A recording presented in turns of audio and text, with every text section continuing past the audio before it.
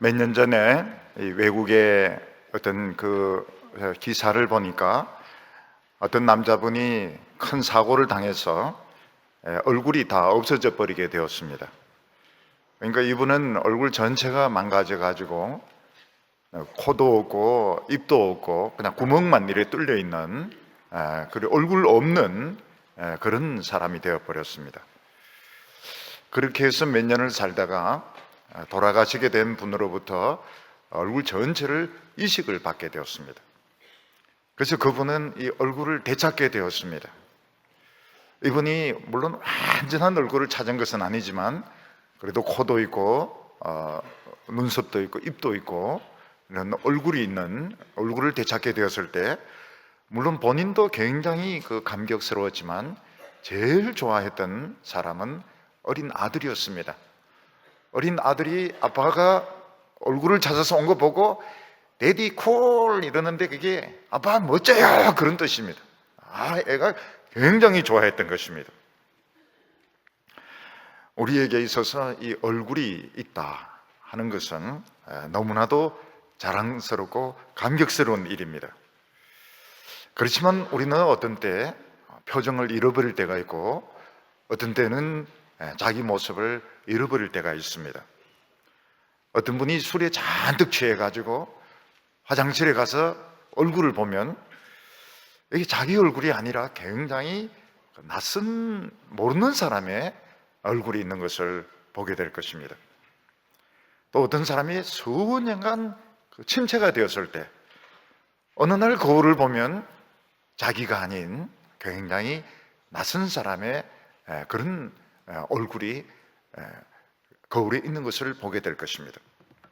아주 화가 났다든지 아니면 죄를 짓고 난 뒤에 거울을 본다면 아마 자기 얼굴이 아닌 아주 낯선 사람, 어떤 경우는 악마의 얼굴, 어떤 경우에는 아주 악한 그런 사람, 딴 사람의 얼굴을 보게 될 것입니다. 오늘 우리에게 중요한 것은 자기 얼굴을 되찾는 것입니다. 그것도 아름답고 멋진, 너무나도 자기다운 딴 사람이 아닌 자기의 모습을 찾는 것이 너무나도 중요할 것입니다. 어떤 분은 세상을 살다 보니까 스트레스를 너무 많이 받아가지고 이것저것 먹다 보니까 막 비만해지게 되었습니다.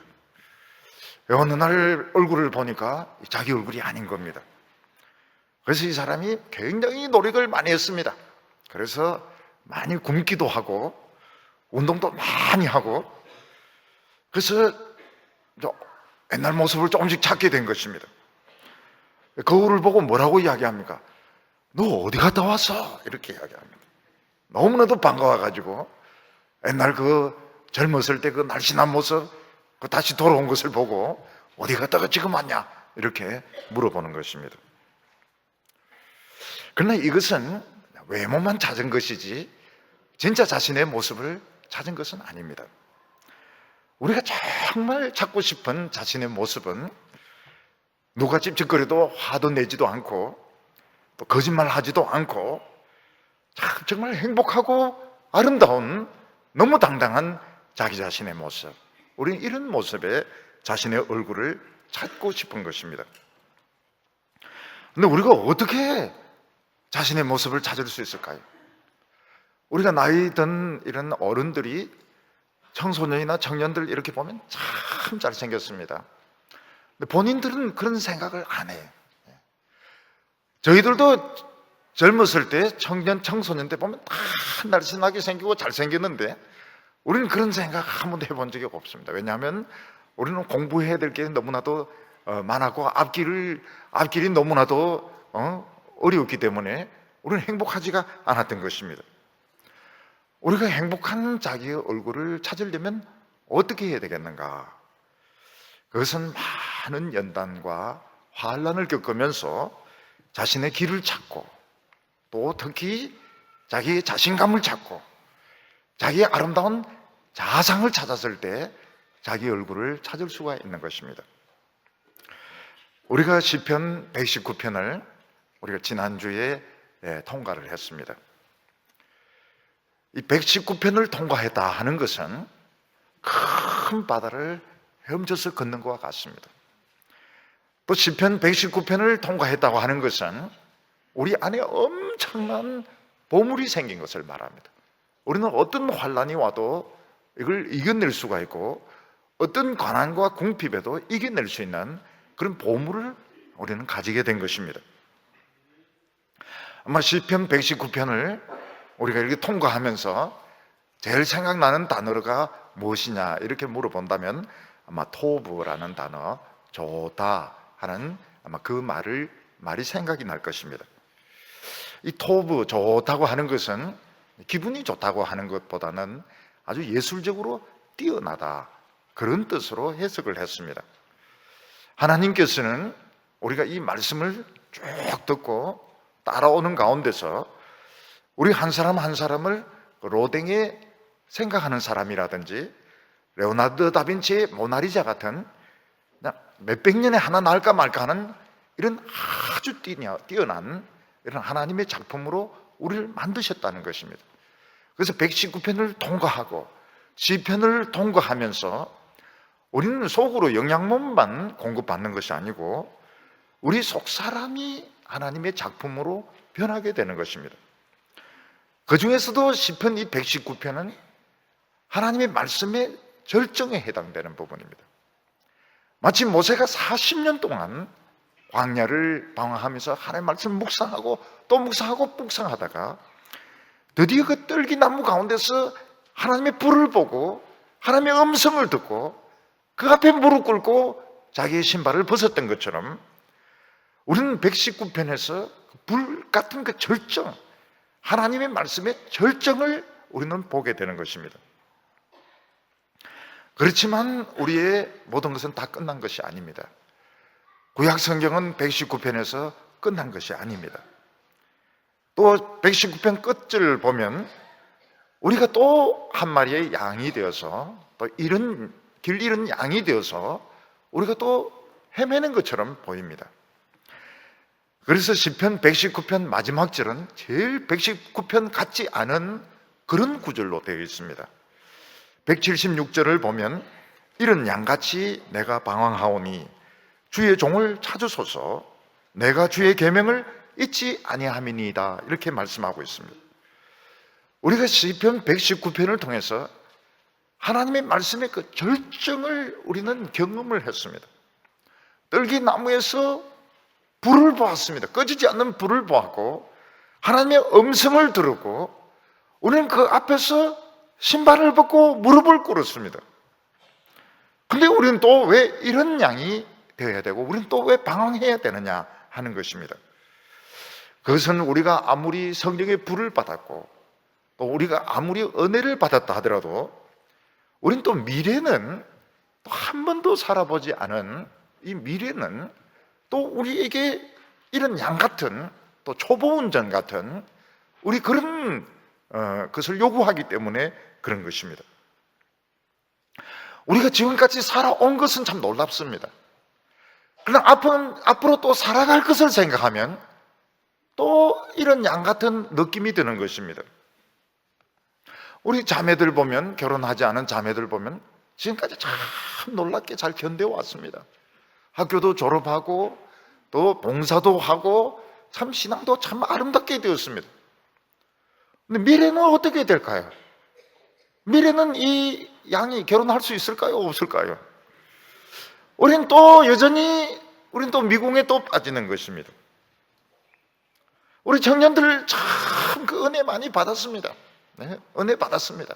그래서 누가 선배가 소개해주고 또 부모님이 소개해줘가지고 교회 와가지고 은혜 많이 받았습니다. 근데 군대를 가야 됩니다. 이런 양이 군대 가서 견뎌낼 수 있을까요? 없을까요? 짝대기 하나 달고 굉장히 걱정이 되는 것입니다. 이 양 한 마리가 취직이 될까요? 안 될까요? 은혜는 많이 받았는데 또 취직은 또 이게 쉽지가 않은 것입니다. 어른들은 어떻습니까? 어른들은 걱정 없을 것 같죠? 처음 늙어봅니다.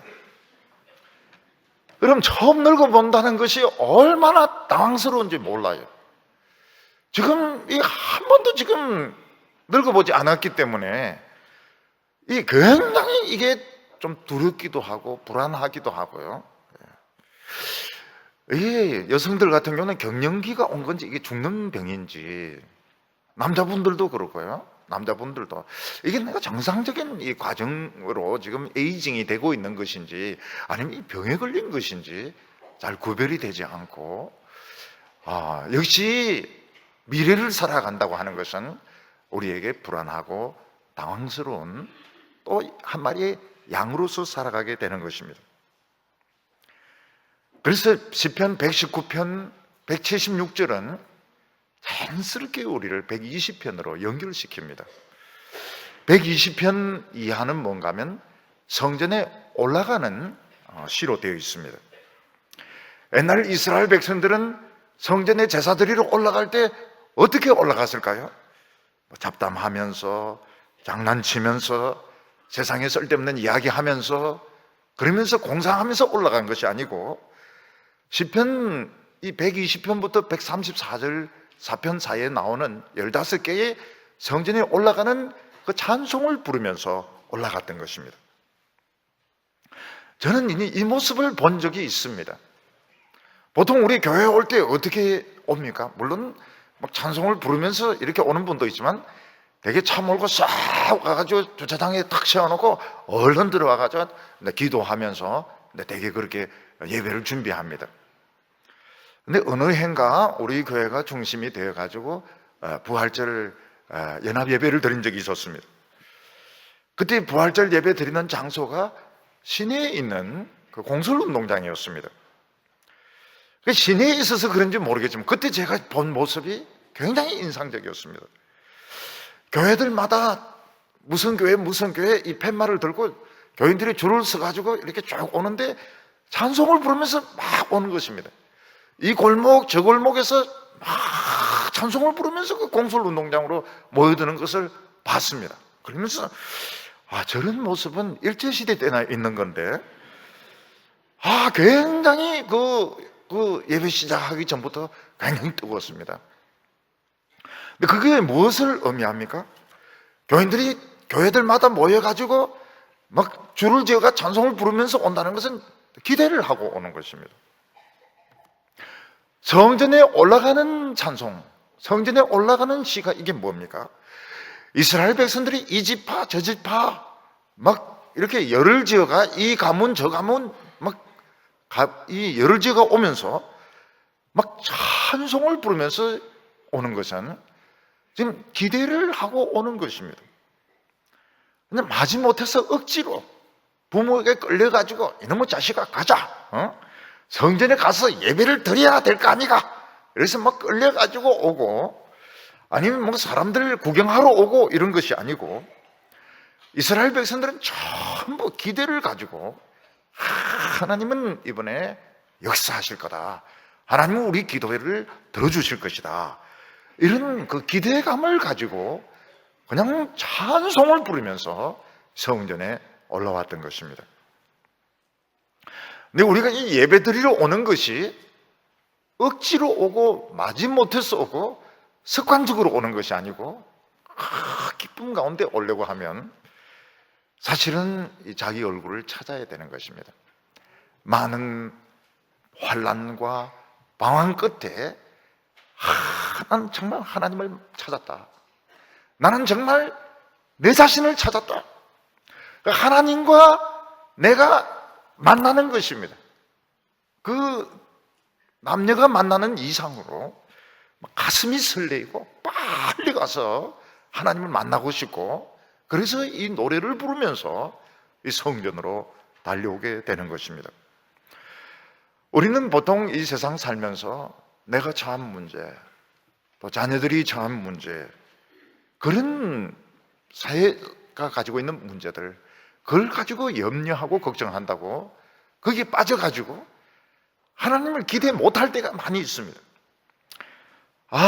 오늘도 금요일이구나, 누가 이 금요 기도회를 만들었을까? 뭐 그건 아니지만은 그냥 가보자, 죽으나 사나 가보자, 우리가 뭐 그럴 때가 많을지 모르겠습니다. 근데 우리가 막 많은 환난과 시행착오 끝에 이 세상에는 답이 없다. 우리 하나님은 세상 모든 나라, 모든 부자들 합친 것보다 더 힘이 많으시고 더 부자시고 하나님은 나를 기다리고 계신다. 하나님은 오늘 성전에서 내가 오기를 기다리고 계신다. 그걸 깨닫게 되었을 때 우리 노래를 부르면서 아주 기쁜 마음으로 하나님 앞에 달려오게 되는 것입니다. 오늘 첫 번째는 하나님을 찾기까지 우리에게 어떤 일이 있었느냐 하는 것입니다. 이스라엘 백성들은 성전에 올라갈 때 그냥 세상 문제, 자기 문제에 꽉 빠져가지고 올라간 것이 아니고 하나님을 기대하는 마음으로 찬송을 하면서 120편부터 이 찬송을 이제 부르면서 반복해서 부르면서 올라갔던 것입니다. 그 120편은 무엇입니까? 성전에 올라가는 첫 번째 노래인 것입니다. 그러니까 이게 얼마나 중요한 노래입니까? 우리가 두 번째 노래를 봐도 기대가 됩니다. 나의 도움이 어디서 올꼬? 얼마나 기대가 됩니까? 그러니까 이 첫 번째 성전에 올라가는 첫 번째 노래니까 굉장히 기대가 되는 것입니다. 무슨 내용을 담고 있길래 이 첫 번째 이 120편이 성전에 올라가는 첫 번째 노래가 되었을까 하는 것입니다. 120편 1절을 보면 내가 환난 중에 여호와께 부르짖었더니 내게 응답하셨도다. 이스라엘 백성들은 지금 뭐하러 성전에 올라갑니까? 부르짖으러 올라가는 것입니다. 우리가 뭔가 부르짖으려면 힘이 있어야 됩니다. 악을 쓰려고 해도 우리가 힘이 있어야 되고 노래를 부르려고 해도 힘이 있어야 됩니다. 우리는 이제 보통 이 성악하는 분들이 이게 중노동이라는 걸 잘 모를 때가 많습니다. 그런데 이 성악하는 분들이 이 한 곡을 부른다는 것은 굉장히 그 중노동에 속하는 것입니다. 아마 이 오페라 가수들이 그 오페라를 한번 부르고 나면 체중이 몇 킬로씩 쫙 빠지고 노래 부른다고 하는 것이 굉장히 힘이 많이 드는 그런 직업에 속합니다. 마찬가지로 이스라엘 백성들이 성전에 올라가서 부르짖으려면 어떻게 해야 됩니까? 힘을 좀 맡겨가지고 올라가야 됩니다. 이 일 저 일 다 하고 다른 사람 일 간섭 다 하고 그리고 성전에 올라가면 그냥 떡이 돼가지고 팍 쓰러져가지고 그냥 환상이나 보고 거기서 졸기나 하다가 올 겁니다. 그러니까 애들도 보면요, 그 예배 시간 전에 그렇게 장난치고 그 노는 애들은 그 전도사님 설교할 때 조용합니다. 보면 전부 자요. 너무 놀아가지고. 그거는 부르짖는 게 아니죠. 그러니까 우리 성도들은 힘을 좀 아껴놔야 됩니다. 설교 딱 듣는 거, 이것도 굉장히 힘이 많이 드는 거거든요. 이 중노동에 속하는 겁니다. 사람들은 우리 설교 듣는 거 보고 아무것도 안 한다 이런데 얼마나 이거 힘든지 몰라요. 이것도 중노동에 속하는 겁니다.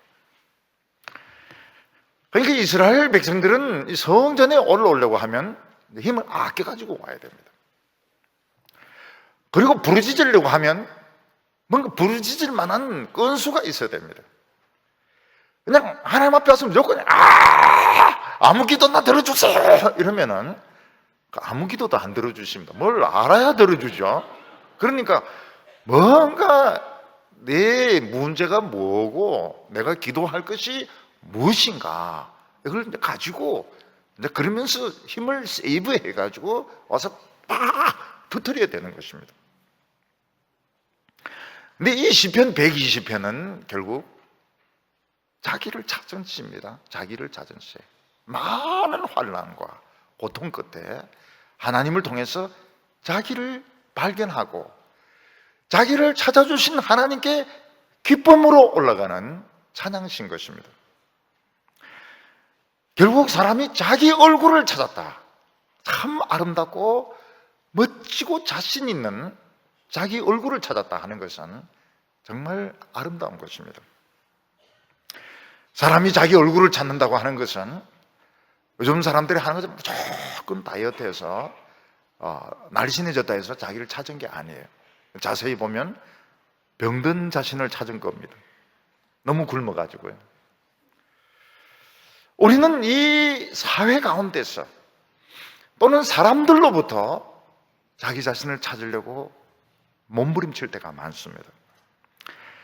근데 우리가 인생을 살아보면 이 세상에는, 그리고 사람들로부터는 내 얼굴을 찾을 수가 없고 내 인생의 답을 찾을 수 없구나 하는 것을 깨닫게 됩니다. 그때 하나님 앞에 나와서 부르짖게 되는 것입니다. 2절에 보면 여호와여 거짓된 입술과 속이는 혀에서 내 생명을 건져주소서. 우리는 이 세상을 참 너무 순진하게 살았던 것입니다. 우리는 아무것도 모르고 그냥 남들은 다 나를 좋아하는 줄 알고, 이 세상은 그냥 핑크빛 그런 이런 양탄자가 깔린 줄 알고, 이 세상 모든 것이 내 뜻대로 될 줄 알고 우리는 들뜬 마음으로 그런 식으로 시작했던 것입니다. 그런데 이 세상 살다 보니까 정말 사람들은 거짓된 혀와 속이는 그 입을 가지고 우리를 시기하고 우리를 미워하고 우리를 망하게 하려고 하는 이것이 현실이었던 것을 발견하게 됩니다. 그러니까 아무것도 모르고 그냥 집에서 사랑만 받고 열심히 살기만 하면 되는 줄 알고 세상으로 나왔는데, 이 세상이 너무너무 가혹한 겁니다. 특히 신앙을 가진 우리가 참 뭣도 모르고 다른 사람을 좋아하고 뭣도 모르고 세상을 믿었는데, 어느 한순간 보면 막 세상에 떠밀려 가지고 저 구석에 처박혀 있는 자신을 발견하게 되는 것입니다. 그때 자기 얼굴을 보면 얼굴이 없어요. 그냥 구멍만 뚫어져 있지, 사람들이 다 뜯어먹어 버려 가지고 자기 얼굴을 잃어버린 것입니다. 대표적인 사람을 예를 든다면 요셉을 예로 들 수 있습니다. 요셉은 아버지의 그 사랑받는 아들이었습니다. 굉장히 잘생긴 청년이었습니다. 그리고 가슴 속에는 참 하나님의 그 뜨거운 말씀이 있었습니다. 요셉이 얼마나 순진합니까? 아버지가 형들을 좀 돌봐주라고 해서 가는데 그 형들이 자기를 죽일 생각을 가질 정도로 미워했다는 걸 정말 몰랐던 것입니다. 그 요셉은 그냥 정말 이 세상을 순진하게 믿고 형들을 찾아갔다가 형들에게 붙들려 가지고 막 죽이려고 막 하다가 결국은 종으로 팔리게 된 겁니다. 이게 현실이었던 것입니다. 요셉은 인생을 잃어버렸습니다. 그 형들의 그 시기심, 형들의 그 미움에 자기 인생을 잃어버리고 얼굴을 잃어버렸습니다. 요셉은 그 종으로 팔려간 거기서 자기를 유혹하는 그 여주인을 물리쳤다가 어떻게 감옥에 들어가게 됩니다. 그래도 종이라는 얼굴을 가지고 있는데 그것까지 또 뜯겨버리게 되는 것입니다. 요셉은 얼굴이 없는 사람이 되어버렸습니다. 워낙 사람들이 시기하고 미워하고 정욕적이고 악해가지고 그의 인생의 아름다운 얼굴을 잃어버렸습니다. 그런데 요셉이 절대로 잃어버릴 수 없었던 것이 무엇인가 하면 하나님의 그 뜨거운 말씀이었습니다. 왜냐하면 이 말씀 잃어버리면 자기는 죽는 거거든요. 요셉은 가지고 있는 것은 이 말씀밖에 없었습니다. 근데 이 말씀 붙들고 그 종살이 하면서 기도하고 감옥에서 기도하고 이러니까 이 말씀이 살아있는 말씀이 됩니다. 요셉은 노예생활, 종생활 하면서 이 말씀이 살아있는 체험을 많이 했습니다. 또 감옥에 가서도 이 말씀 붙들고 기도하고 이렇게 하니까 이 말씀이 살아있는 것을 많이 체험하게 되었습니다. 감옥에서 얼마나 구타가 많고 욕설이 많고 어려움이 많습니다. 그리고 기도하니까 그날은 터지지도 않고, 그날은 신경질 내던 사람이 신경질 내지도 않고, 나중에는 그 간수가 좋아하게 됩니다. 세상에 그런 일이 어디 있어요? 그 감옥에 있는 그 간수가 요셉을 신뢰하게 됩니다. 이게 전부 말씀의 능력이었던 것입니다. 그리고 나중에 요셉이 어떻게 감옥에서 나와서 총리가 됩니다. 그때 요셉이 완전히 자기 얼굴을 찾았습니까? 아닙니다. 요셉은 자기 얼굴을 찾아가고 있었던 것입니다. 근데 요셉이 언제 완전히 자기 모습, 자기 얼굴을 찾게 됩니까? 형들이 회개하고 형들이 돌아옵니다. 아버지가 돌아옵니다. 그래 끌어안고 울면서 한 그 믿음의 공동체로서 같이 신앙으로 하나가 되는 그때 요셉은 자기 얼굴을 찾았던 것입니다. 다윗 같은 경우에는 골리앗을 죽이고 민족의 영웅이 되었을 때 그는 자기를 찾은 것 같았습니다. 자기 길을 찾은 것 같고 성공한 것 같았습니다. 그런데 다윗은 자기가 그렇게 신뢰하고 충성하는 그 왕이 그렇게 자기를 미워하고 시기하고 죽이려고 한다는 걸 몰랐습니다. 그의 혀와 그의 입술이 얼마나 가정되고 얼마나 거짓된지 꿈에도 몰랐던 것입니다. 블레셋 사람 성기 100개를 배워오면 결혼식에 200개를 배워옵니다. 얼마나 순진한지 몰라요. 나중에 막 창을 던져서 죽이려고 하는 것을 보면서 이게 뭔가 좀 이상하다 하는 걸 느끼기 시작하는데 왕만 그런 게 아니었던 것입니다.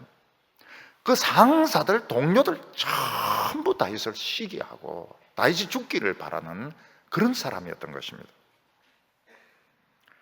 다윗은 왕에게 쫓겨나서 성막으로 갑니다. 그래서 제사장의 도움을 받아서 그 성전에 바친 떡을 좀 얻어먹고 다윗의 칼을, 골리앗의 칼을 받았는데 도액이라는 사람이 밀고 하는 바람에 제사장 85명이 죽임을 당합니다. 다윗은 믿을 수 있는 사람이 아무도 없게 되었습니다. 의지할 수 있는 사람이 아무도 없게 되었습니다. 다윗은 길을 잃어버렸고 자기 얼굴을 잃어버렸습니다. 다윗은 누굽니까? 자기는 알 수가 없습니다. 난 누군지 알 수가 없습니다. 그냥 정처없이 도망 다녀야 되고 언제까지 살지도 모릅니다. 살지 죽을지도 모릅니다. 네, 하나님께서는 사울은 죽고 다윗은 살려서 고향으로 돌아와서 왕이 되게 하십니다. 그런데 이스라엘 전체의 왕이 되는데 시간이 많이 걸렸습니다. 왜냐하면 사람들이 다윗을 믿어주지 않았기 때문에 그렇습니다. 그런데 다윗이 언제 자신의 얼굴을 되찾게 됩니까? 하나님의 언약궤를 예루살렘 안으로 옮기면서, 그러면서 또 한 번 실패를 하면서, 그러면서 하나님의 성령이 마음속에 막 임하는 것을 통해서, 그러면서 다윗은 자신의 모습을 찾고 자기 얼굴을 찾았던 것입니다. 우리가 이런 예들을 통해서 알 수 있는 것이 무엇인가 하면 진정한 내 자신을 찾는 것이 참 어려운 이야기구나 하는 것입니다. 우리가 진정으로 내 얼굴, 정말 사랑스러운 내 자신을 찾는 것이 참 쉬운 일이 아니구나. 그냥 이 세상에서 어느 정도 성공하고 또 어느 정도 신앙생활하고 이렇게 해서 자기를 찾을 수 있는 것이 아니구나. 정말 사랑스럽고 정말 당당한 자신의 모습을 찾는 것은 어려운 일이구나 하는 것을 알게 됩니다. 우리는 어떤 얼굴을 가지고 살았습니까? 이 세상 사람들은 어떤 얼굴을 가지고 살고 있습니까? 서로 얼굴에 독을 쏘아가지고 얼굴이 퉁퉁 붓고 살이 썩고 얼굴이 변형이 되어가지고 사람들은 사실은 자기 얼굴이 아닌 그런 모습을 가지고 살아가는 것입니다.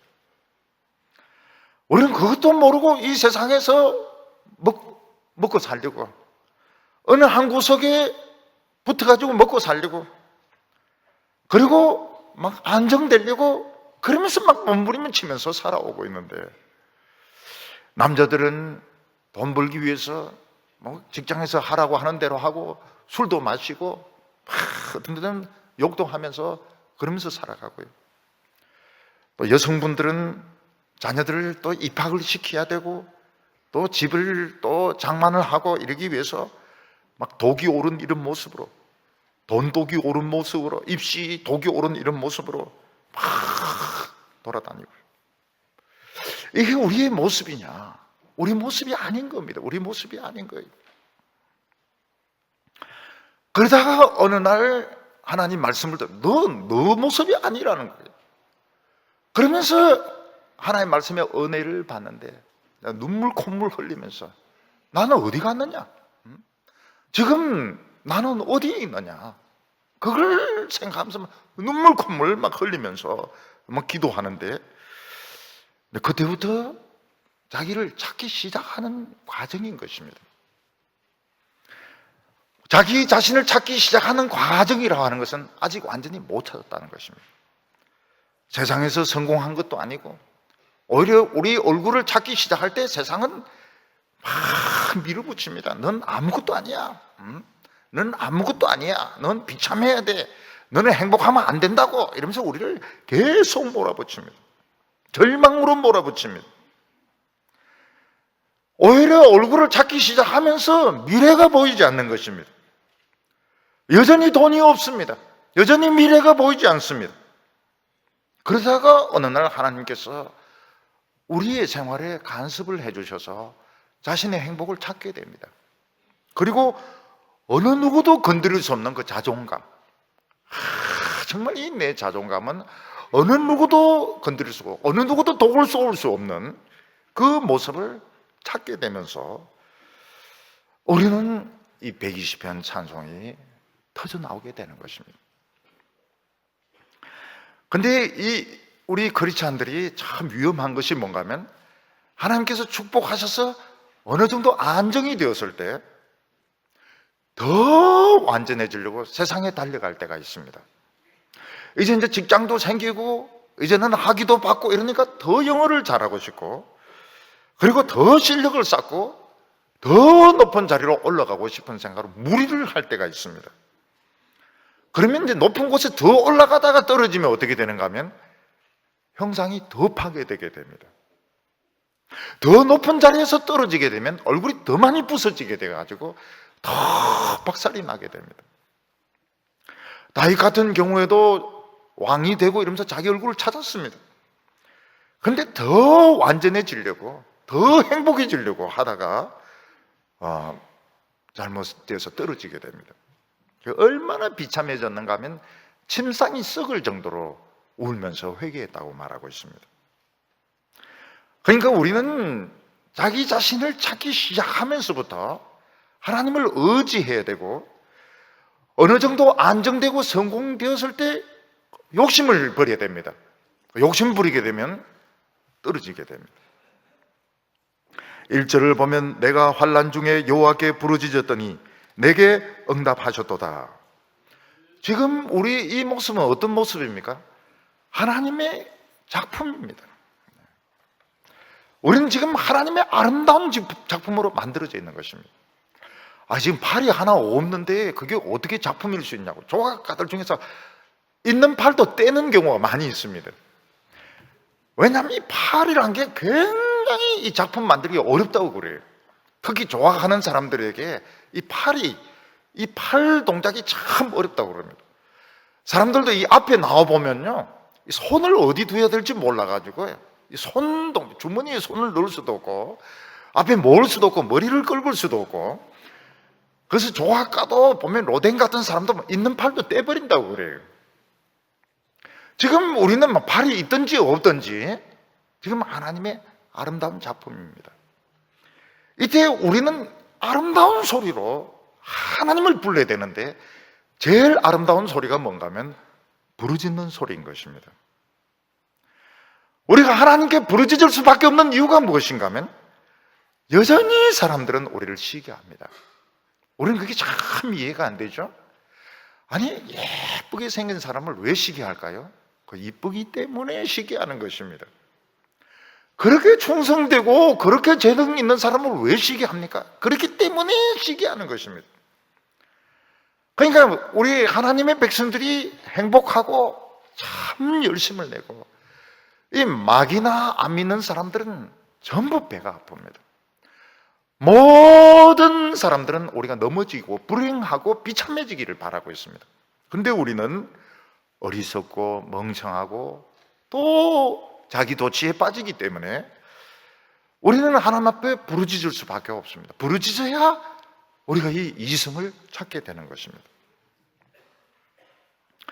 우리가 자기의 모습을 찾고 우리의 기도가 조금씩 응답이 되고 가슴이 뜨거워지는 것은 하늘이 이렇게 열리고 있는 것입니다. 하늘 문이 열리고 있을 때 딴짓하면 될까요? 안 될까요? 안 됩니다. 하늘이 열리고 있을 때 활짝 열려야 됩니다. 어떤 사람이 막 열심히 지하철 타려고 막 달려왔는데 문이 닫히고 있습니다. 지금 뒤에 동생, 누나 막 오고 있습니다. 그럼 막 열어가지고 다 타도록 이렇게 해야 되는데 그냥 그까지 달려와가지고 그냥 주저앉아 있어버리면 지하철 문 닫히고 그냥 출발을 해버리는 것입니다. 그래서 하나님의 응답이 있고 하나님 나에게 안정을 주시고 물질적인 축복을 주시고 세상적인 명예도 주시고 이럴 때는 어떻게 더 부르짖어야 됩니다. 더 부르짖으면서 이 문을 활짝 열어주셔서 더 하나님의 축복이 막 쏟아지도록 우리가 마귀에게 속지 않도록 우리에게 조금도 사탄의 시험이 틈타지 못하도록 막 부르짖어야 되는 것입니다. 그래서 하나님의 백성들에게 제일 강력한 무기는 부르짖는 기도입니다. 우리 성도들은 기도를 그걸 해야 됩니다. 부르짖으면서 기도해야 됩니다. 하나님 앞에서 막 소리를 내가지고 기도를 해야 됩니다. 형통할 때도 소리를 내야 됩니다. 어려울 때도 소리를 내야 됩니다. 왜냐하면 하늘문 더 열려줘야 되니까, 내 길을 찾아야 되니까.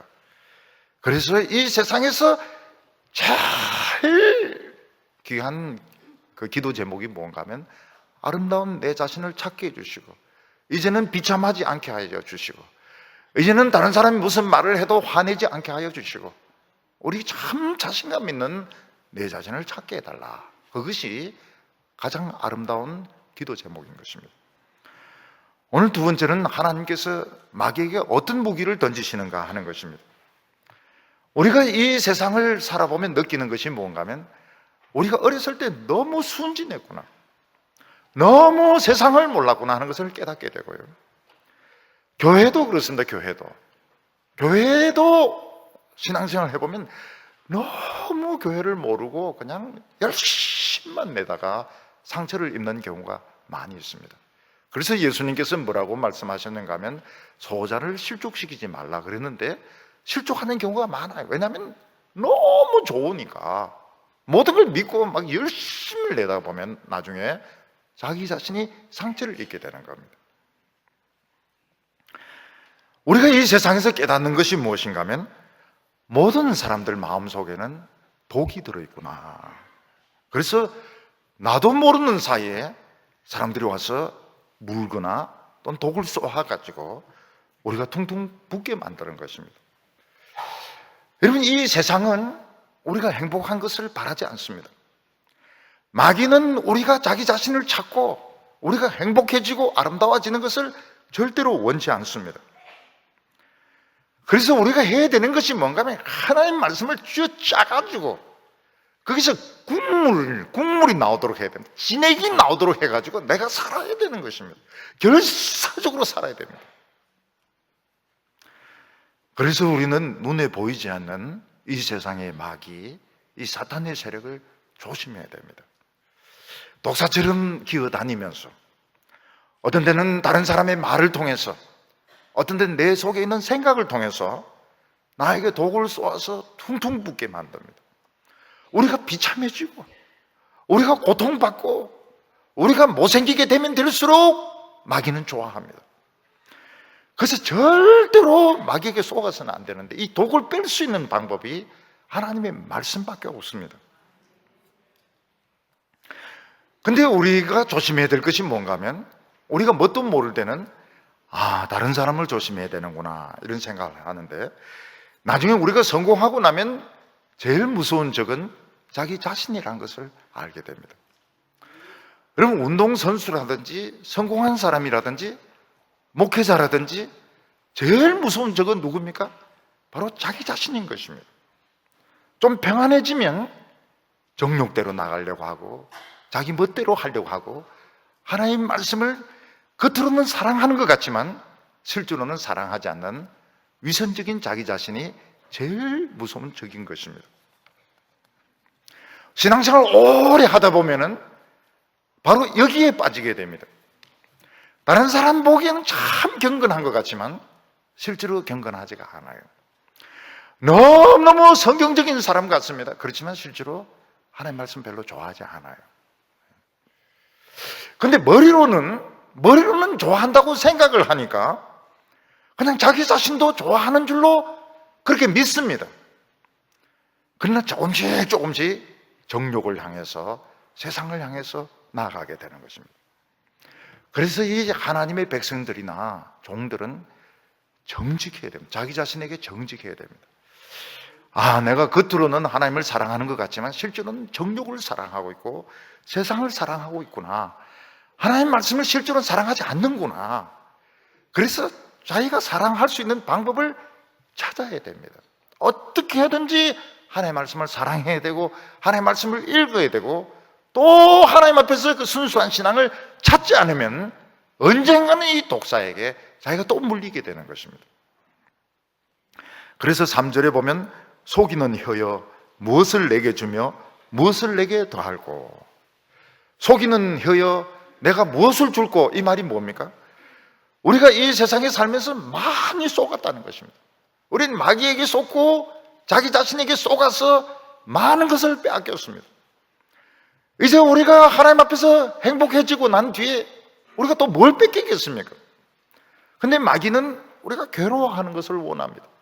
우리가 비참해지는 것을 원합니다. 우리가 뭔가 인간적인 생각에 빠지는 것을 원합니다. 그래서 여기서 뭐라고 말하고 있습니까? 속이는 혀여 내가 또 무엇을 줄까? 내가 또 비참해질 줄 아느냐? 내가 또 너에게 속을 줄 아느냐? 내가 또 비참해질 줄 아냐? 나는 이제 너에게 절대로 당하지 않는다는 것입니다. 오늘 우리 성도님들이 마귀에게 또 속으면 안 됩니다. 또 뺏기면 안 되는 것입니다. 우리는 하나님 앞에서 가치를 찾았습니다. 내 소중한 것을 찾았어요. 말씀을 찾았어요. 이제는 더 이상 뺏기고 더 이상 속아서는 한 번, 두 번 속아줄 수 있습니다.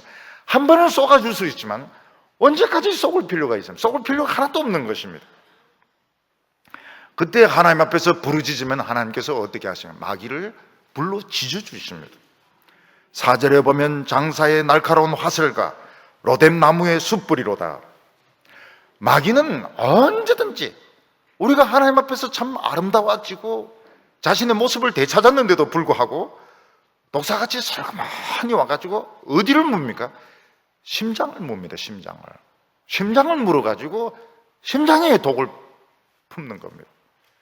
얼굴을 물어가지고 얼굴을 퉁퉁 붓게 만드는 것입니다. 그런데 우리가 하나님 앞에 나와서 부르짖으면 어떻게 됩니까? 하나님께서 장사의 화살을 쏘아가지고 그 독사를 나무에 관통을 시켜버립니다. 나무에 관통을 시켜도 이 독사는 꿈틀꿈틀거리면서 막 독을 쏘려고 합니다.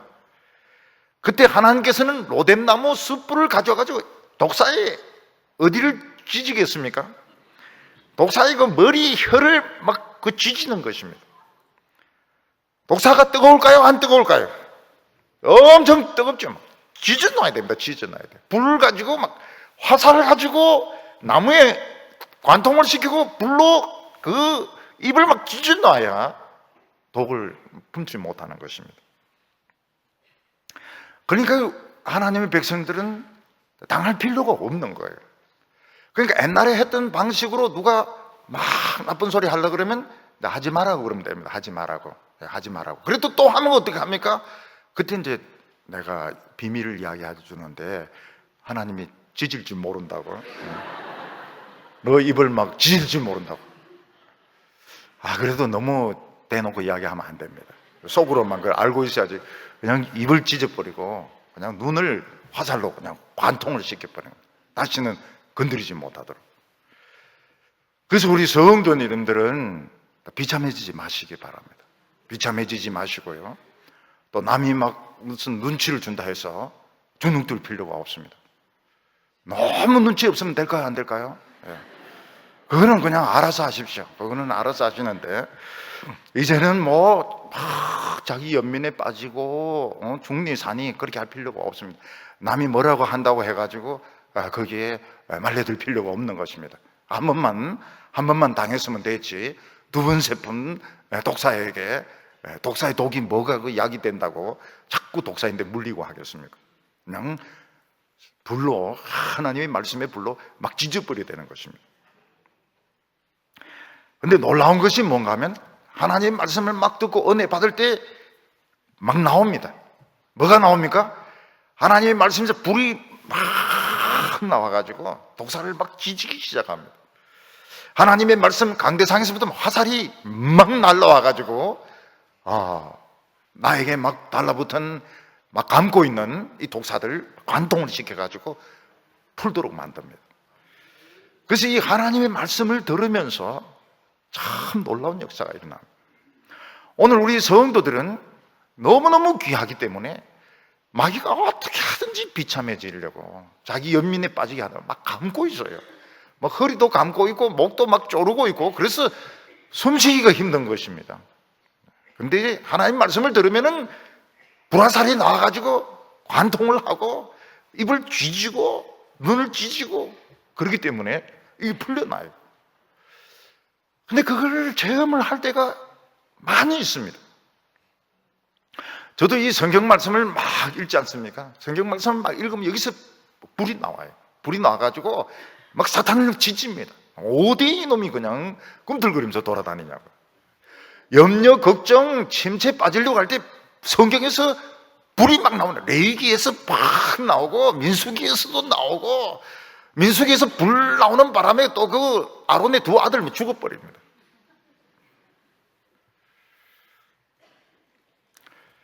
우리가 자기 자신을 찾고 난 뒤에도 우리는 계속 하나님의 말씀을 사랑하는 법을 이제 알아야 됩니다. 왜냐하면은 우리가 고생하고 이럴 때는 사실 정신없이 달려오거든요. 정신없이 하나님 말씀 붙들고 막 달려오기 때문에 사실은 좀 나은지 몰라요. 우리가 안정이 되고 나면, 어느 궤도에 오르고 나면 이제 정신이 들기 시작합니다. 그때 자기 이성을 가지고 믿음 생활을 해야 되니까 이때는 더 어렵습니다. 그러니까 어느 정도 궤도에 오르고 난 뒤에는 하나님의 말씀을 사랑하지 않게 되는 것입니다. 목사님들이 하나님의 말씀을 사랑하지 않습니다. 설교는 많이 하는데 사랑하지 않아요. 왜냐하면 다 안다고 생각하거든. 그리고 교회 신앙생활 오래 하신 분들이 하나님의 말씀을 사랑을 안 합니다. 왜냐하면 다 안다고 생각하거든. 그럼 불이 안 나옵니다. 불이 안 나오고요. 자기도 모르는 사이에 인간적인 생각들이 막 칭칭 감고 있는 것입니다. 그때 우리가 자기 자신에게 정직해야 됩니다. 내가 하나님의 말씀을 사랑하지 않고 있구나. 다른 사람들에게는 하나님의 말씀을 사랑하라고 하나님의 말씀 가지고 권면하고, 다른 사람에게는 하나님의 말씀을 많이 이야기해. 나는 하나님의 말씀을 사랑하지 않는구나. 그리고 자기가 무슨 결단을 내려야 됩니다. 하나님의 말씀을 사랑할 수 있는 방법을 생각을 해내야 됩니다. 철로역정에 보면 크리스찬과 소망이라는 사람이 이제 그 허영의 도시를 이제 떠나가지고 이제 천성에 가까이 갑니다. 가까이 가면서 이제 그 목자들을 만납니다. 그 목자들에게 참 좋은 대접을 받고 가는데, 목자들이 뭐라고 말하는가 하면 아첨쟁이를 조심해라, 그렇게 이야기합니다. 그런데 크리스찬과 소망은 이제 그 말을 그냥 넘겨뒀습니다. 근데 가다 보니까 흰 옷을 입은 사람이 나타나는 거예요. 흰 옷을 입은 사람이 나타나가지고 어디로 가냐고. 그래서 천성을 향하여 간다니까, 자기도 천성을 향해서 가는데 자기를 따라오라는 거예요. 근데 흰 옷을 입었는데 안에는 검은 사람인 것입니다. 흰 옷만 입으면 되지, 무슨 뭐 또 안에 검은색까지 봐야 되나. 그래서 그 사람을 이제 끝까지 따라가는데, 그 사람 따라가다가 천국길에서 벗어나서 거물에 걸리게 됩니다. 꼼짝 못합니다. 나중에 알고 보니까 그 사람이 아첨쟁이인 것입니다. 우리 하나님의 백성들이 나는 지금 섰다, 나는 이 정도면 신앙이 좋다, 이렇게 생각되었을 때 무엇을 조심해야 됩니까? 위선을 조심해야 됩니다. 위선. 그 놀라운 아첨쟁이가 누군가 하면 바로 자기 자신인 겁니다. 자기 자신이 자기를 속이는 것입니다. 그래서 하나님의 백성들은 아름다운 자신을 찾았지만 또 순수한 열정을 도로 찾아야 됩니다. 내가 처음 예수님을 믿었을 때, 주일학교 선생을 했을 때, 처음 전도사로 내가 참 교회 봉사할 때 그때 그 열정, 그 순수함, 그거를 되찾아야 됩니다. 그 되찾지 않으면 어느 순간 위선에 덫에 걸려가지고 또 죽게 되는 것입니다. 우리가 하나님 앞에서 부르짖으며 기도할 때, 하나님, 참 이 세상은 시기심이 많습니다. 이 세상은 내가 비참해지기는 걸 원하고 있습니다. 그렇지만 나는 너무 어리석습니다. 난 너무 자기 도취에 빠져 있습니다. 하나님이여, 내 눈을 뜨게 해주십시오. 하나님이시여, 깨닫게 해주십시오. 그러면 하나님이 화살을 쏘아가지고 정말 나를 감고 있는 이 사탄을 관통을 시키시고 불로 그 뱀을, 독사의 입을 찢어가지고 이 독사를 떨어뜨리시는 것입니다. 오늘 우리는 형식적인 신앙에 만족해서는 안 됩니다. 오늘 우리들은 습관적인 신앙에 만족해서는 안 됩니다. 아첨쟁이 위선, 그 건물에 빠져서는 안 됩니다. 우리는 하나님 앞에서 또 진실한 내 자신, 참 순수한 열정을 가진 내 자신을 찾아야 되는, 남들은 어떻게 믿든지 상관이 없습니다. 나는 내 자신의 모습을 찾아야 되고 진실해야 되는 것입니다. 오늘 여기 세 번째 보면 그렇게 하기에는 참 우리가 많은 방황을 겪어야 된다는 것입니다. 오늘 우리들은 참 뭔가 좋은 것이 있을 때 이걸 딱 붙들기보다는 의심을 하고 다른 데서 뭔가를 찾을 때가 많습니다. 하나님의 말씀은 너무 나를 속박해서 참 아무것도 못하게 하고 세상에는 좋은 것이 너무 많다고 생각합니다. 여러분, 나이가 든 사람들도요, 명예욕은 굉장합니다. 성공의 욕심은 대단합니다. 하물며 젊은 사람들이 세상을 볼 때 얼마나 세상이 좋겠습니까? 그게 학문이죠. 그게 돈이죠. 명예가 있죠. 잘난 사람들은 거기 다 있죠. 얼마나 세상을 향하여 가고 싶겠습니까? 그런데 우리가 하나님 앞에 있는 것은 못 가서 있는 겁니다. 하나님 결사적으로 붙들어가지고 잡아와서 여기에 있는 것입니다. 그래서 모든 사람들의 마음속에는 어떤 충동이 있는가 하면 이 말씀의 세계에서 벗어나서 방황하고 싶은, 내 가고 싶은 대로 실컷 가서 거기서 세상을 즐기고 내 능력을 나타내고 싶은 그런 욕망이 누구에게나 다 있는 것입니다. 5절에 보면 메섹에 머물며 게달의 장막 중에 머무는 것이 내게 화로다, 이렇게 말하고 있습니다. 여기 메섹이라고 하는 곳은 이스라엘에서 굉장히 먼 곳입니다. 어느 쪽인가 하면 북쪽으로 한참 올라가서 흑해 있지 않습니까? 흑해. 러시아, 우크라이나, 이는 그쪽에 있는 곳이 메섹입니다. 근데 이 사람은 거기서 너무 오래 살았던 것입니다. 아니, 이스라엘 백성이 뭐 한다고 그 우크라이나, 러시아 쪽, 그 흑해에 있는 메섹까지 가서 거기서 오래 살겠습니까? 둘 중에 하나인 겁니다. 하나는 종으로 팔려가가지고 거기서 종살이를 오래 했든지, 아니면 장사하러 가가지고 거기 눌러붙어 앉아있든지, 둘 중에 하나인 것입니다. 근데 거기서 그가 무엇을 발견하게 됩니까? 거기서 나는 만족할 수가 없었다, 내 자신을 찾을 수가 없었다는 것입니다. 처음에 이 사람은 하나님으로 만족을 못했습니다. 하나님 말씀이 너무 좁은 세계고 너무 답답하다 하면 넓은 세계로 가자. 그래서 이 사람은 세상 끝인 메섹까지 가서 거기서 오래 있었던 것입니다. 근데 거기서 이제 장사를 하고 종살이를 하면서 무엇을 생각하게 되었습니까? 너무너무 황폐해져 있는 자기 자신을 발견하게 되었던 것입니다. 여기 게달의 장막은 정반대 남쪽에 있습니다. 남쪽 아라비아 사막의 유목민들, 그들의 텐트를 게달의 장막이다, 이렇게 부르고 있습니다. 아니, 이스라엘 백성이 뭐 때문에 그 남쪽 끝에 가가지고 그 게달의 장막 거기서 그렇게 유목민들 가운데서 오래 살게 되었을까요? 그것도 둘 중에 하나입니다. 하나는 종으로 팔려가가지고 이리저리 이제 끌려다니든지, 아니면 이제 장사하러 갔다가 거기 눌러붙어 앉아가지고 결국 아라비아 사람이 되어가지고 게달의 장막에 살았든지 둘 중에 하나인 것입니다. 하나님의 백성이 저 북쪽의 맥색으로 가고 저 남쪽 아라비아 사막에서 장사꾼이 되어서 돌아다녔는데 왜 그렇게 되었을까요? 성공하고 싶어서 먼 곳에 가서 자기 자신을 찾고 싶어서 자아를 성취하고 싶어서 그 먼 곳까지 갔던 것입니다. 근데 거기서 이제 돈은 벌은지 모르겠습니다. 근데 거기서 자기 자신을 잃어버렸습니다. 거기서 장사하고 다른 사람과 거래하면서 뭐만 늘게 됩니까? 욕만 늘게 되는 것입니다.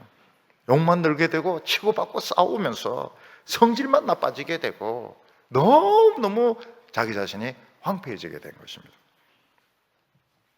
영어를 배운다고 해가지고요, 영화부터 보면 어떻게 됩니까? 외국 영화부터 보면 욕부터 배우게 되는 겁니다. 그리고 욕에서 늘지를 않아요. 그래서 영어를 한다고 해서 영화를 잔뜩 본 사람은 계속 욕만 하게 됩니다. 6절에 보면 내가 화평을 미워하는 자들과 함께 오래 거주하였도다. 좀 돈을 좀 벌어보려고요. 부자가 되고 싶어가지고 그 먼 데까지 갔던 겁니다. 메세까지 가서 장사를 했던 겁니다. 게달 장막을 치가지고 아라비아 캐러반이 돼가지고 온 세상을 돌아다니면서 장사를 했던 것입니다. 근데 뭐만 늘었습니까? 욕만 늘고 신경질만 늘고 거짓말만 늘고 마음에 평화가 없었다고 말하고 있습니다. 그런데 이 사람이 평화를 되찾는 그 기적이 일어나게 됩니다. 어느 날 이제 누군가가 지나가면서 물 한 잔 달라고 하면서 그러면서 이제 앉아가지고 성경 이야기를 하는 겁니다. 누군가 지나가는 사람이 그 메세까지 이 게달의 장막에 지나가면서 앉아가지고 하나님의 말씀을 이야기하는데 거기서 눈물이 막 나오는 겁니다. 눈물이 나오면서 옛날에는 내가 정말 하나님을 사랑했었지. 정말 옛날에는 내가 순진하고 진실했었지. 내가 지금 여기까지 와가지고 도대체 뭔가? 그러면서 하나님께 돌아갈 결심을 하게 되는 것입니다. 그래서 우리가 언제 자기 자신을 찾게 됩니까? 우리가 군대에 갈 수도 있습니다. 유학을 갈 수도 있습니다. 딴 곳에 시집을 갈 수도 있습니다. 그래서 고생을 많이 합니다. 마음고생을 엄청나게 하고요.